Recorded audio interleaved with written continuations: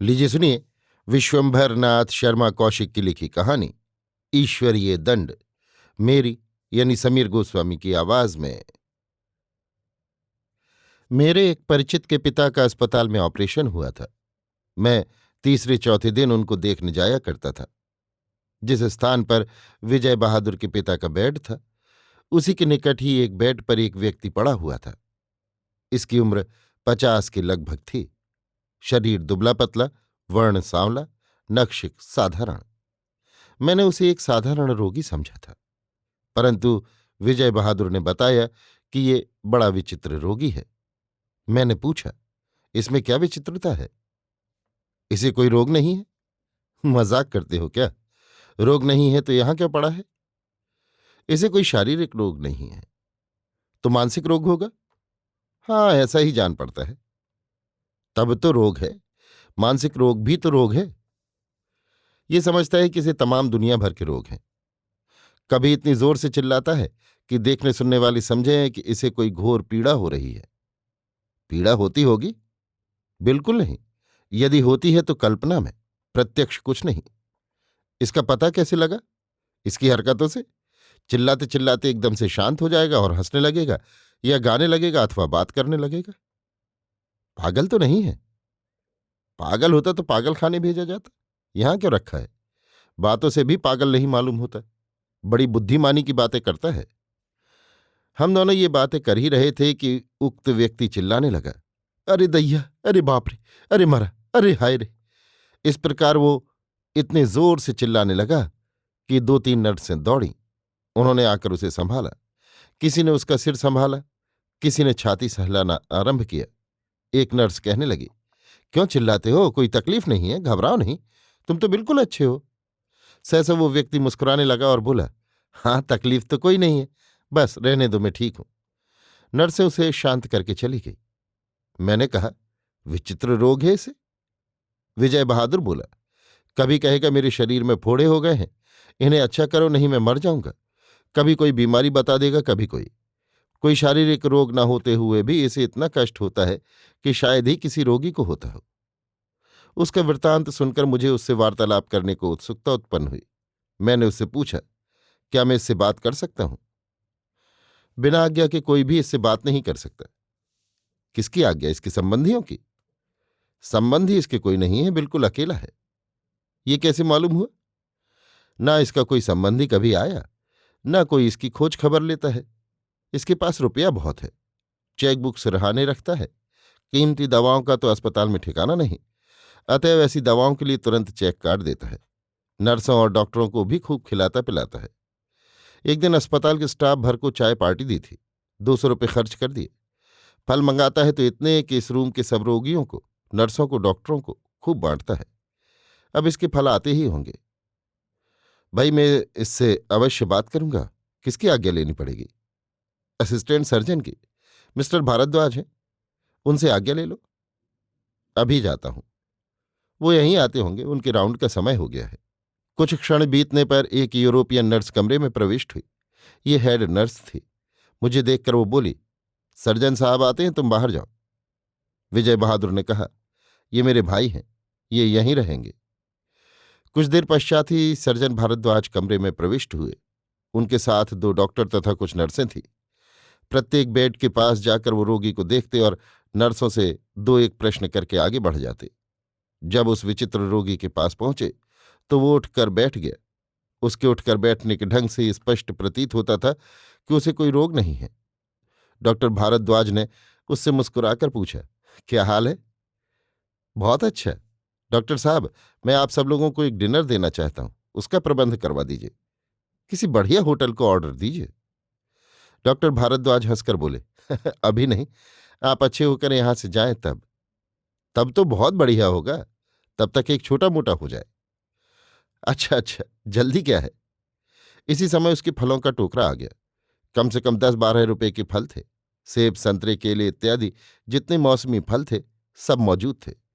वो व्यक्ति डिनर की बात छोड़कर फल देखने लगा। डॉक्टर भारद्वाज से बोला, लीजिए डॉक्टर साहब, फल खाइए।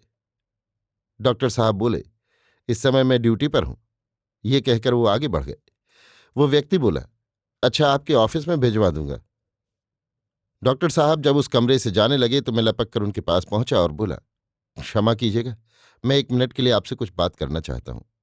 डॉक्टर साहब ठिठक गए और बोले, कहिए, क्या मैं इस मरीज से थोड़ी देर बात कर सकता हूं? डॉक्टर साहब ने पूछा, आप कौन हैं? मैंने अपना परिचय दिया। परिचय सुनकर डॉक्टर साहब मुस्कुराते हुए बोले, ओह, अच्छा, आप मेरे ऑफिस में चलकर बैठिए, मैं अभी राउंड लगा कर आता हूं। ये कहकर उन्होंने एक नर्स से कहा, आपको हमारे ऑफिस में पहुंचा दो। मैं नर्स के साथ चला। नर्स एक हिंदुस्तानी ईसाई युवती थी। वो बोली, आप उससे क्या बात करेंगे? उसे कुछ बीमारी नहीं है, इसीलिए तो बात करना चाहता हूं। अच्छा, लेकिन वो ना बात करे तब? नर्स ने किंचित मुस्कुराकर कहा, क्या बात नहीं भी करता?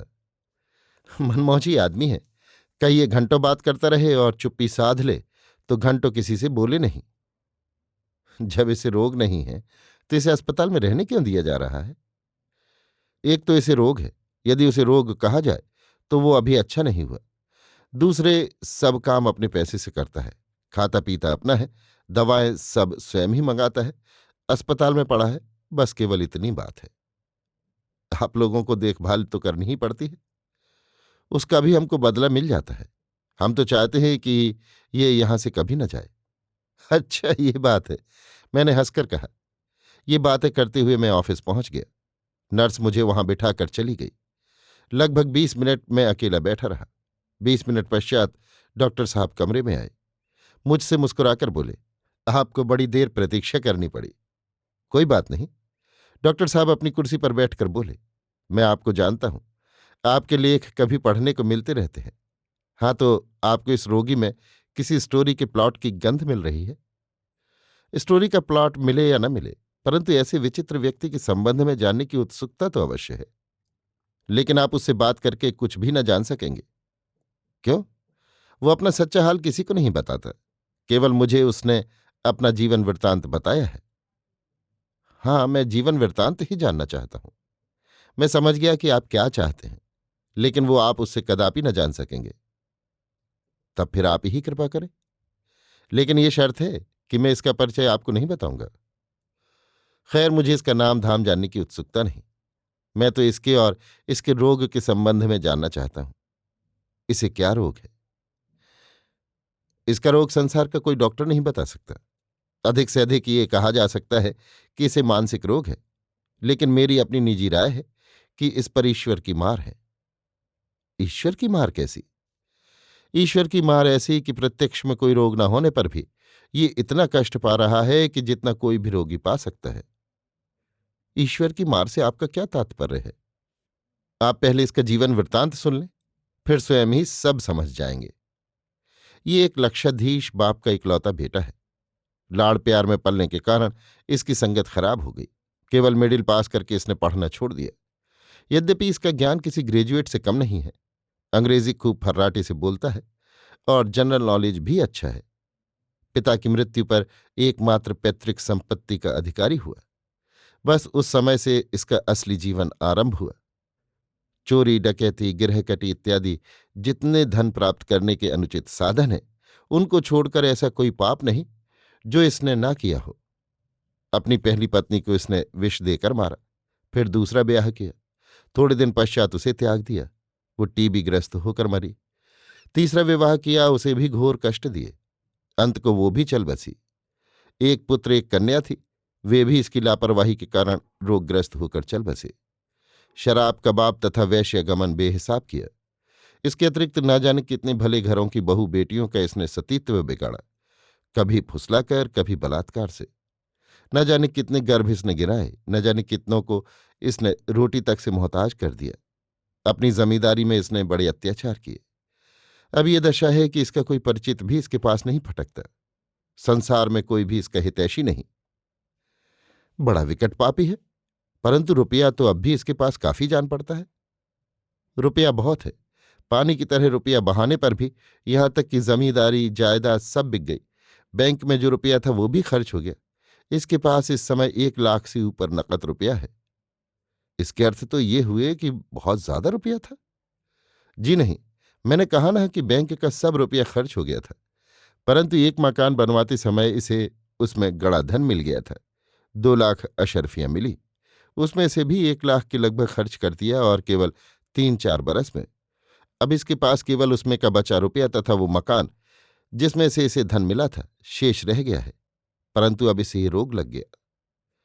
तब तो सचमुच इस पर ईश्वर की मार है। पापों का फल देर सबेर मिलता अवश्य है। इसकी दशा देखकर मुझे इस बात पर पूर्ण विश्वास हो गया है। ईश्वर की लीला तो देखिए।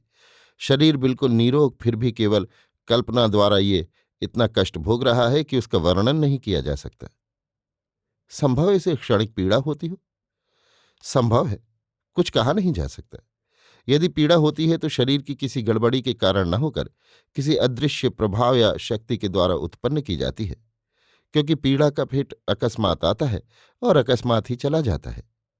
3 बार इसकी एक्सरे परीक्षा की जा चुकी है कि संभव है कोई अंदरूनी गड़बड़ी हो, परंतु कहीं कोई चिन्ह नहीं मिलता। मैं कुछ देर स्तंभित बैठा रहा। तत्पश्चात मैं डॉक्टर को धन्यवाद देकर विजय बहादुर से विदा लेने के लिए पुनः उसके पास गया। उस समय वो व्यक्ति बेड पर बैठा संतरा छील रहा था और विजय बहादुर से वार्तालाप कर रहा था। मुझे देखकर उसने विजय बहादुर से मेरा परिचय पूछा। उसने बताया। वो बोला, ओहो, आपको तो मैं जानता हूं। लीजिए, फल खाइए। मैंने कहा, मैं घर जा रहा हूं। लीजिए लीजिए, कहकर उसने 3-4 संतरे, 3-4 सेब और केले मेरी ओर बढ़ाए। विजय बहादुर बोला, ले लो। इतने में कैसे ले जाऊंगा? ये कहकर मैंने 1 सेब, 1 संतरा और 1 केला ले लिया और चल दिया। बाहर आकर मैंने तीनों फल अस्पताल के भंगी को दे दिए। ऐसे व्यक्ति का धान्य खाना मुझे उचित नहीं जान पड़ा। अभी आप सुन रहे थे विश्वंभरनाथ शर्मा कौशिक की लिखी कहानी ईश्वरीय दंड, मेरी यानी समीर गोस्वामी की आवाज में।